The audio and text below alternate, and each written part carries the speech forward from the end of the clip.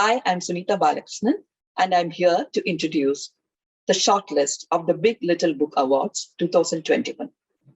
I am an editor, writer, a translator, a creative writing trainer. I work in 2 languages, and I'm also a member of the jury of the Big Little Book Award 2021. Now, to tell you about the Big Little Book Award. The Big Little Book Award from the Parag Initiative of the Tata Trust has been instituted to recognize and honor significant contributions of authors and illustrators in Indian languages. The awards are given in 2 categories. 1, to an author in the chosen language of the year, and 2, an illustrator across Indian languages. Big Little Book Award 2021 focuses on Malayalam for the author category. And this is the 6th year of the award. Marathi, Bengali, Kannada, Hindi, and English languages have been covered in the previous 5 years of the Big Little Book Award. Now to the shortlisted authors. In the shortlist of the Big Little Book Award 2021, we have 4 raconteurs of children's literature in Malayalam. All of them have focused exclusively in writing for children for several decades, and each of them has a prolific output of approximately 200 books each. And this is across the genres of novel, short story, biographies, poetry, and dramas. Yet, each of them have a special segment where they excel. The first, Dr. Sri Kumar, is a former journalist. He is focused on retellings of classics across the world. Yet, he has championed contemporary and not often discussed topics in children's literature, like political violence and gender. The second in the shortlist, Palliyara Sridharan, is a retired teacher and a mathematician. His sobriquet is that, and he's focused on making a branch of mathematical literature in Malayalam. He has popularized maths as a subject among children through his writings. Professor Shivadas is not just a teacher, but also an educator in the real sense, who's a maestro at popularizing science through literature in Malayalam.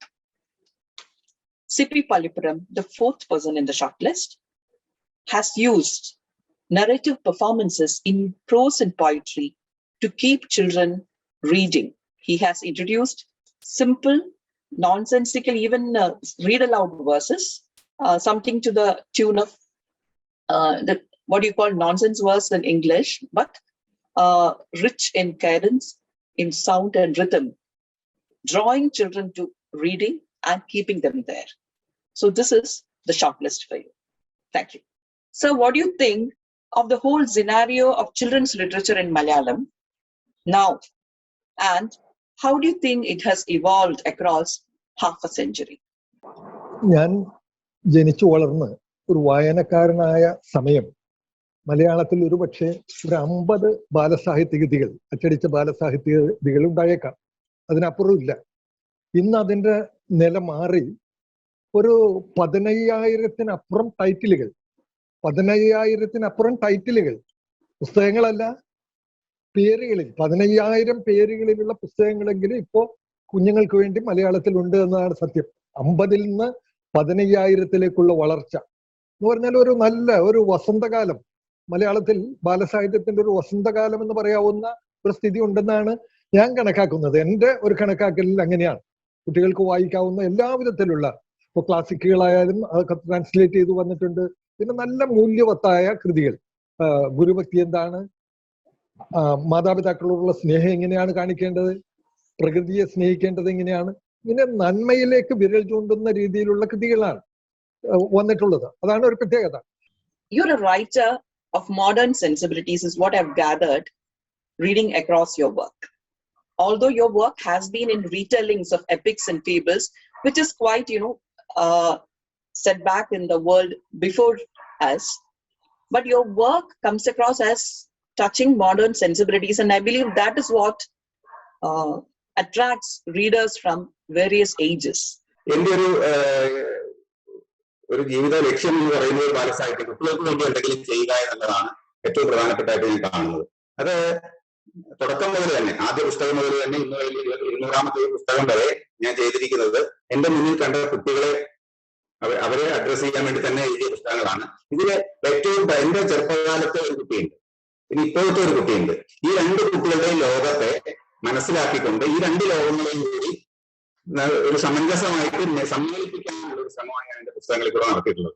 അല്ലാതെ ഞാൻ എന്റെ ചെറുപ്പത്തിലെ ഒരു നൊസ്റ്റാൾജിയായിട്ട് വന്നിട്ട് കഥ എഴുതാൻ വന്നു കഴിഞ്ഞാൽ ഇന്നത്തെ കുട്ടി ഒരിക്കലും അത് സ്വീകരിക്കണമെന്നില്ല. അവരുടെ മുന്നിൽ ഞാനൊരു പരിഹാസനാവാൻ സാധ്യതയുണ്ട്. അതുകൊണ്ടാണ് ഞാൻ ആ കുട്ടിയും കൂടെ മനസ്സിലാക്കിക്കൊണ്ട്, അപ്പൊ മുമ്പത്തെ രീതിയിൽ കഥാനകർത്തനെ ഞാൻ ഉയർന്ന പീഠത്തിലിരിക്കുകയും കുട്ടി താഴെ ഇരിക്കുകയും ഞാനൊരു കഥ പറയുന്നു, ആ കഥയിൽ ഇന്ന ഗുണപാഠമാണ്, നീ അങ്ങനെ പഠിക്കണം എന്ന് പറയുന്ന ഒരു ഏകാധിപത്യപരമായിട്ടുള്ള രീതി മാറ്റിവെച്ചുകൊണ്ട് ഡെമോക്രാറ്റിക് ആയിട്ടുള്ള രീതിയിൽ പുതിയ കുട്ടിയെ മനസ്സിലാക്കിയിട്ട്, അവന്റെ ലോകം മനസ്സിലാക്കിയിട്ട്, അവന്റെ ആവശ്യങ്ങൾ മനസ്സിലാക്കിയിട്ട്, അവന്റെ തോളിൽ കൈയിട്ടുകൊണ്ട് ഏറ്റവും നല്ലൊരു സ്നേഹിതനെ പോലെ ഞാൻ ചിലത് പറയുന്നു, നിനക്ക് കേൾക്കാൻ താല്പര്യമുണ്ടെങ്കിൽ കേൾക്കാമെന്ന ഏറ്റവും സ്നേഹോദാരമായ ഒരു സമീപനത്തിലൂടെ കുട്ടിയുമായിട്ട് കമ്മ്യൂണിക്കേറ്റ് ചെയ്യാനാണ് ഞാൻ എന്റെ പുസ്തകങ്ങളിലൂടെ ഒക്കെ ഞാൻ ഇതുവരെ ശ്രമിച്ചിട്ടുള്ളത്. What is the scope of maths as a writing tool for children, and why and how did you choose this as your mission?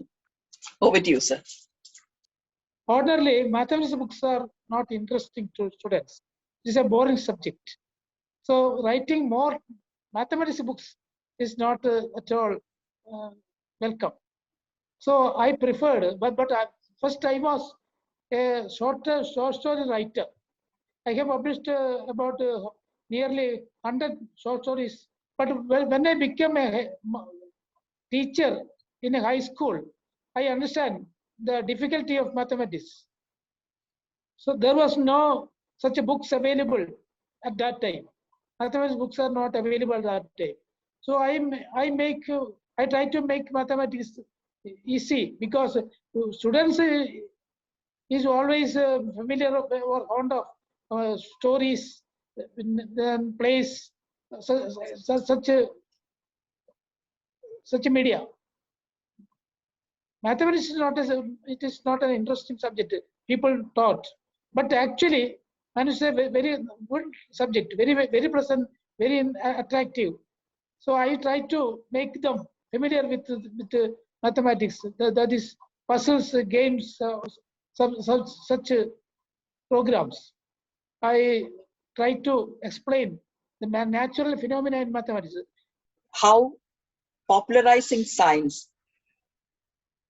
has helped children read in Kerala? Kerala has a great history of popularizing science, particularly due to the activities of Kerala Shastra Sahitya Parishad. So I started writing in somewhere in 65, 66, etc., more than 50 years back. So P.T. Bhaskara Padikar was my guru, and he said that we should popularize science among children. So science is a difficult subject. Just as you give medicine to children by mixing it with sugar, coating it with sugar in tablets. So you should use literature for making science palatable, interesting. So you should quote the science with the literature, some form of literature, so that children will be attracted to science. So I actually started writing like that. But later on, I had a great discovery. It is one thing that you quote science with literature. It is another thing you transform science to literature. These two are two different things. My intention is children's literature should be something which should transform children to a better human beings. Science is used for that, that's all. Okay, so what has been your strategy in choosing subjects for children for various ages? I noticed that you've written for not just a particular age of children, you've written across ages. So from the very young to the young. So what has been your strategy in choosing topics? I must specially mention the book Kannur here, where you are talking about political upheaval from the point of view of a child. That is very rare. So I want you to talk at length about it. ഞാൻ മാതൃഭൂമിയുടെ ജേർണലിസ്റ്റായി ഇരുപത്തഞ്ചെല്ലാം റിപ്പോർട്ടറായിരുന്നു. ആ സമയത്ത് കണ്ണൂരിൽ റിപ്പോർട്ടറായിരുന്ന സമയത്താണ് ഞാൻ ഈ രാഷ്ട്രീയ സംഘർഷങ്ങൾക്കിടയിലൂടെ റിപ്പോർട്ടിങ്ങിന് വേണ്ടി പോകുന്നത്. അശ്ന എന്ന് പറയുന്ന കുട്ടിയെ ബോംബെറിഞ്ഞ് പരിക്കേറ്റ് ചോരയൊലിപ്പിച്ച് കൊണ്ടുപോകുന്നത് ഞാൻ കണ്ടിട്ടുണ്ട്. അമാവാസി എന്ന് പറയുന്ന തെരുവുകാരൻ ആക്രി സാധനങ്ങൾ വളർത്തുന്നതിന്റെ ഇടയിൽ ബോംബ് കുട്ടി കാലിൽ പോയി ആശുപത്രിയിലേക്ക് കൊണ്ടുപോകുന്നത് ഞാൻ കണ്ടിട്ടുണ്ട്. ഇതൊക്കെ ആലോചിച്ചു അവരുടെ കണ്ണൂരിലെ രാഷ്ട്രീയ സംഘർഷങ്ങൾക്കിടയിൽ ഏറ്റവും കൂടുതൽ അനുഭവിക്കുന്ന കുട്ടികളാണ്. അവരുടെ പകയ്ക്കിടയിൽ ഈ കുട്ടികളുടെ അനാഥമാകുന്ന ഒരു ബാല്യമുണ്ട്. ആ ബാല്യം എന്തുകൊണ്ട് ബാലസാഹിത്യത്തിൽ കൊണ്ടുവന്നു കൂടാന്നുള്ളത് ആലോചനയുടെ ഭാഗമായിട്ടാണ് ഞാൻ കണ്ണൂർ എന്നുള്ള പുസ്തകം എഴുതിയത്. ഇത് സത്യം പറഞ്ഞാൽ എന്റെ ഏറ്റവും രസമാണ്. ഞാൻ മനസ്സിൽ കുറെ കഴിഞ്ഞിട്ട് പിന്നെ എനിക്ക് തന്നെ ആശങ്കയുണ്ട്, ബാലസാഹിത്യത്തിൽ എത്രമാത്രം സ്വീകരിക്കപ്പെടുന്നുള്ള ആശങ്കയുണ്ട്. ഒരിക്കൽ ഞാൻ തിരുവനന്തപുരത്ത് നിന്ന് ഞാൻ കാഞ്ഞങ്ങാടാണ് താമസിക്കുന്നത്. കാഞ്ഞങ്ങാട്ടേക്ക് പരശുരാം എക്സ്പ്രസിൽ വരുന്ന വഴിക്കാണ് ഈ പുസ്തകം മുഴുവൻ എഴുതി കൊടുത്തത്.